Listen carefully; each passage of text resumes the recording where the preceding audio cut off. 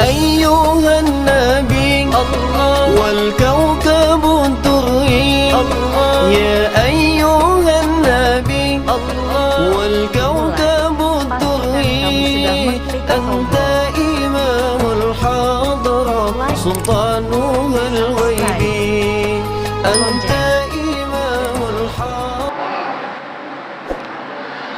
إن الحمد لله نحمده ونستعينه ونستغفره ونعوذ بالله من شرور أنفسنا ومن سيئات أعمالنا من يهده الله فلا مضل له ومن يضلل فلا هادي له أشهد أن لا إله إلا الله وحده لا شريك له وأشهد أن محمدا عبده ورسوله لا نبي بعد أما بعد. وقال الله تعالى في القرآن الكريم يا أيها الذين آمنوا اتقوا الله حق تقاته ولا تموتن إلا وأنتم مسلمون. وقال أيضا يا أيها الناس اتقوا ربكم الذي خلقكم من نفس واحدة وخلق منها زوجها وبث منهما رجالا كثيرا ونساء واتقوا الله الذي تساءلون به والأرحام إن الله كان عليكم رقيبا.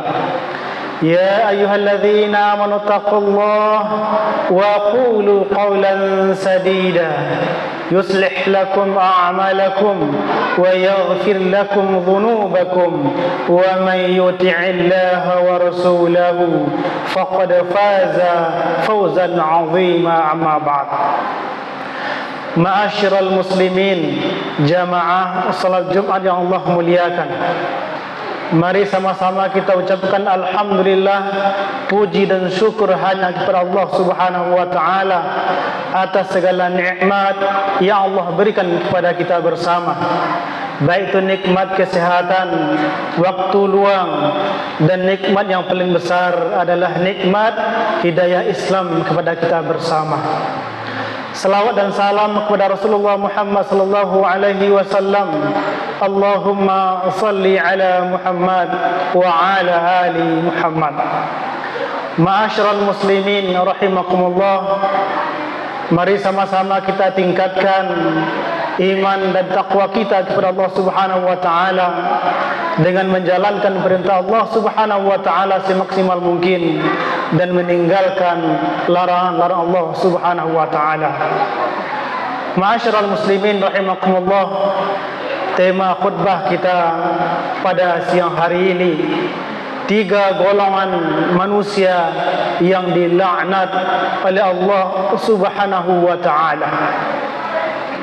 Ma'asyiral muslimin rahimakumullah, laknat adalah sebuah kutukan.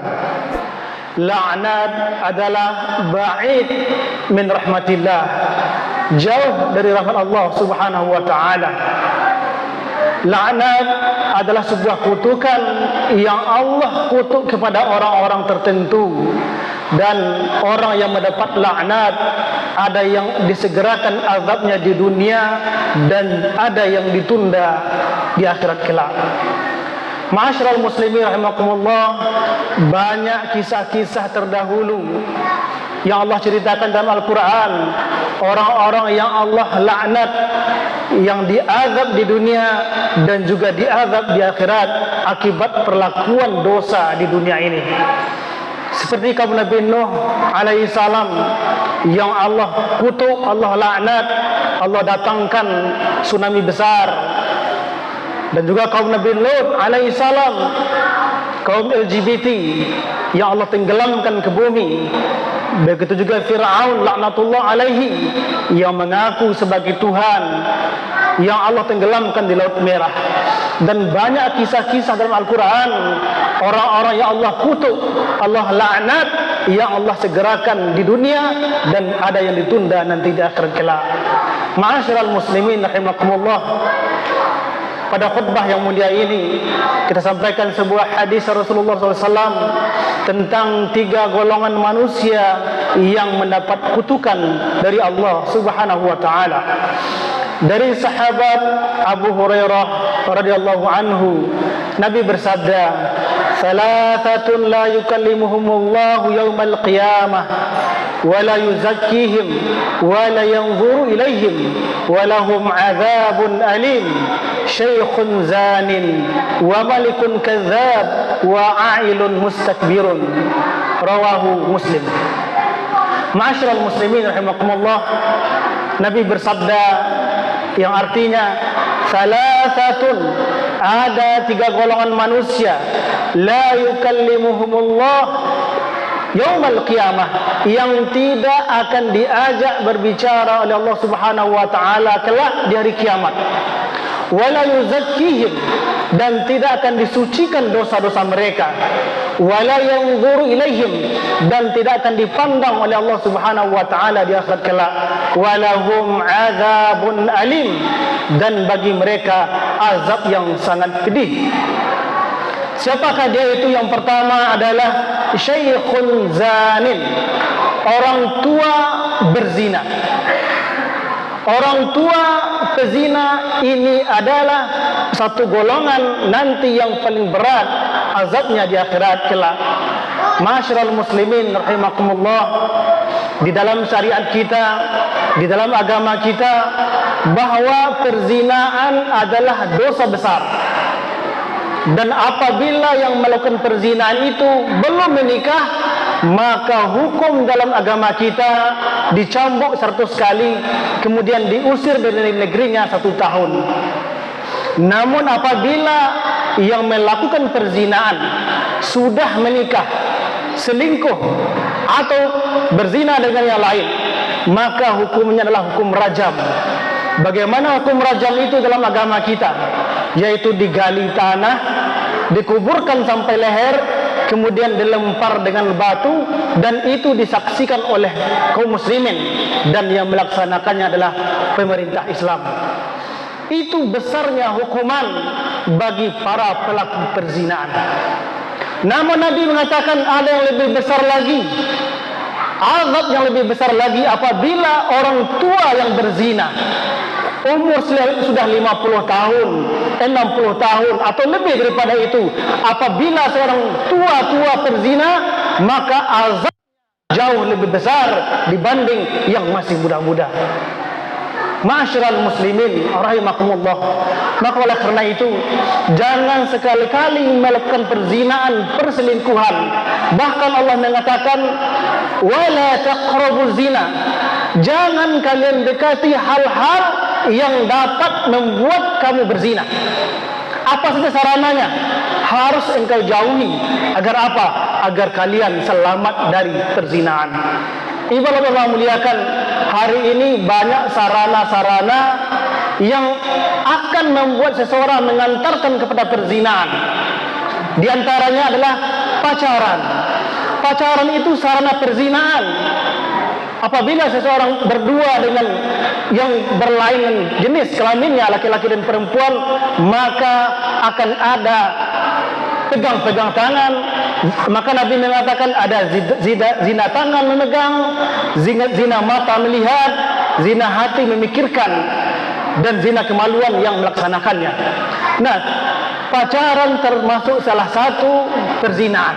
Maka oleh karena itu, bagi kaum muslimin dan anak-anaknya yang masih pacaran, maka hindarilah, karena itu adalah wala taqrabuz zina. Jangan engkau takin zina.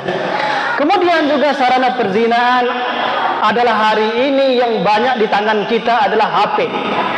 HP kalau tidak hati-hati kita, maka di situ banyak sarana-sarana perzinaan, baik itu zina mata. Bahkan kaum muslimin Allah muliakan, anak-anak kita hari ini bahkan SD sudah mengerti hubungan suami istri. Di mana mereka tahu? Mereka tahu di HP. Mereka lihat di HP, dia melihat hubungan suami istri dan dia praktekkan. Na'udzubillahi min dzalik. Maka yang Allah muliakan, orang tua hari ini perlu hati-hati dan perlu memperhatikan anak-anaknya. Dilihat HP-nya, bagaimana isi HP-nya, apa isi HP-nya, dan itu perlu dikontrol. Agar apa? Agar anak-anak kita tidak terjerumus kepada perzinaan. Ibadah Allah muliakan, Allah mengatakan wala taqrabu zina, jangan engkau dekati hal-hal yang dapat membuat kamu untuk melakukan perzinahan. Ibarat Allah muliakan, umur yang Allah berikan kepada kita yang lebih 50 tahun, 60 tahun, 70 tahun, seharusnya umur yang sudah tua itu adalah untuk mendekatkan diri kepada Allah Subhanahu wa taala. Semakin dekat kita dengan Allah Subhanahu wa taala, semakin tua. Jangan disia-siakan umur yang Allah berikan kepada kita. Masyarul muslimin rahimakumullah, ini yang pertama. Azab yang paling berat adalah orang tua pezina. Kemudian yang kedua, Nabi mengatakan yang orang-orang yang tidak akan dilihat oleh Allah Subhanahu wa taala pada hari kiamat kelak, tidak akan diajak berbicara, tidak akan disucikan dosanya, dan bagi mereka azab yang sangat besar adalah wa malikun kadzab, pemimpin yang pembohong. Pemimpin adalah raja, pemimpin adalah presiden, ada pemimpin yang dari RT, RW, lurah, camat, bupati, gubernur, itu adalah pemimpin-pemimpin. Apabila pemimpin adalah sebuah amanah dalam Islam, pemimpin adalah sebuah amanah yang disandangkan kepada seseorang. Apabila seorang pemimpin berlaku adil, maka akan mendapatkan kemuliaan yang besar baik di dunia maupun di akhirat. Namun apabila pemimpin ini dijadikan hanya ajang untuk mencari popularitas atau hanya ajang untuk mencari kekayaan 7 turunan, maka ketahuilah pemimpin seperti ini akan mendapatkan murka dari Allah Subhanahu wa taala.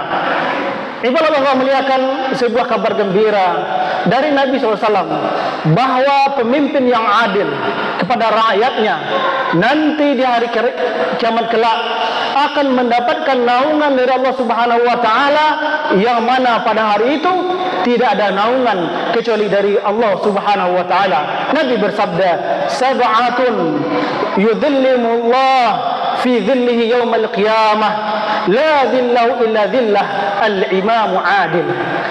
Nanti pada hari kiamat Nabi mengatakan tidak ada lindungan kecuali hanya lindungan dari Allah Subhanahu wa taala. Ada 7 orang yang akan mendapatkan perlindungan.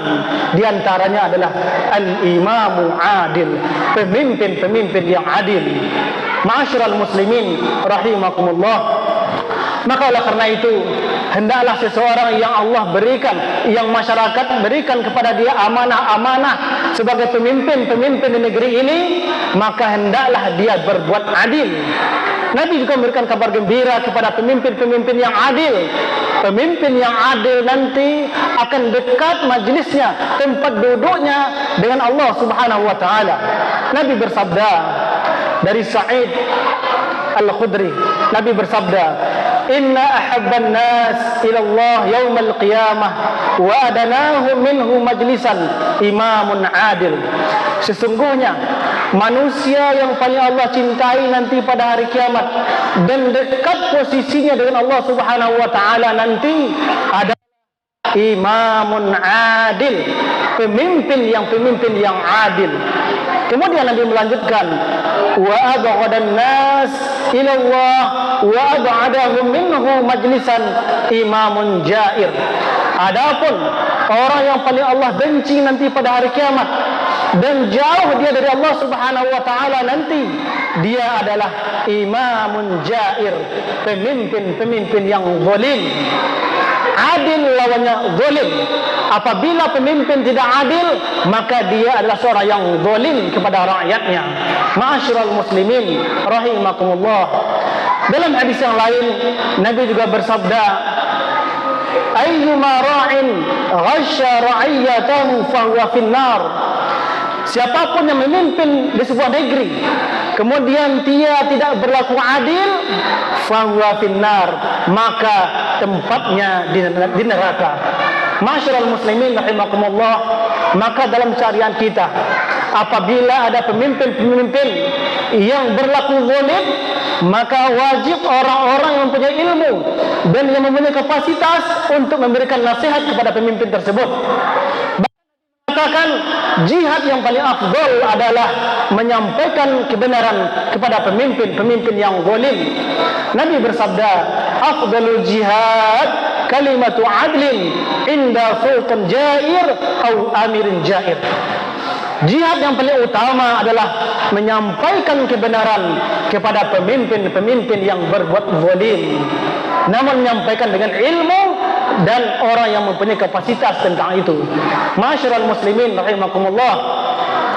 Kemudian yang ketiga, golongan yang ketiga yang akan mendapatkan laknat dan azab dari Allah Subhanahu wa taala, Nabi mengatakan wa'ailun mustakbir, yaitu orang miskin yang sombong. Ma'asyiral muslimin rahimakumullah, orang kaya sombong adalah sebuah kewajaran dan itu juga tidak boleh. Namun kalau ada orang miskin dan dia sombong, maka ini adalah lebih besar lagi kutukan dari Allah Subhanahu wa taala. Ketahuilah, sifat sombong adalah sifat iblis. Bahkan iblis diancam, dihukum neraka oleh Allah Subhanahu wa taala, kafir oleh Allah Subhanahu wa taala karena aba wastakbar, karena enggan dan sombong. Disuruh sujud kepada Adam, sujud untuk ketaatan dan ketundukan, namun iblis tidak mau tunduk sujud kepada Adam, aba wastakbar wa kana minal kafirin. Karena enggan dan sombonglah iblis itu menjadi kafir. Maka sifat sombong adalah sifat yang terkutuk dari Allah Subhanahu wa taala. Ibarat Allah muliakan, Nabi bersabda, la yadkhulul jannah man kana fi qalbihi mithqalu dzarrah minal kibir. Tidak akan masuk surga orang yang di hatinya ada sedikit rasa sombong, walaupun sebesar biji zarrah, biji bayam yang ada rasa sombong. Suatu ketika Nabi ditanya oleh para sahabat, apakah itu kibir, sombong? Maka Nabi mengatakan, batarul haq wa qamtun nas. Sombong adalah orang yang meremehkan orang lain dan menolak kebenaran. Ketika ada kebenaran disampaikan, ditolaknya, maka itulah orang yang sombong. Kemudian orang yang sombong ciri-cirinya adalah suka meremehkan orang lain. Ma'asyiral muslimin rahimakumullah. Dalam sebuah hadis Imam Bukhari, Nabi bersabda, ala ukhbirukum bi ahlin nar, maukah aku kabarkan kepada kalian, kata Rasulullah SAW, tentang penduduk neraka? Maka beliau mengatakan, yaitu al-mustakbir, orang-orang yang sombong. Ma'asyiral muslimin rahimakumullah, itulah tiga golongan yang akan mendapat kutukan dari Allah Subhanahu wa taala. Fa'tabiru ya lil absar la'allakum turhamun. Ya Nabi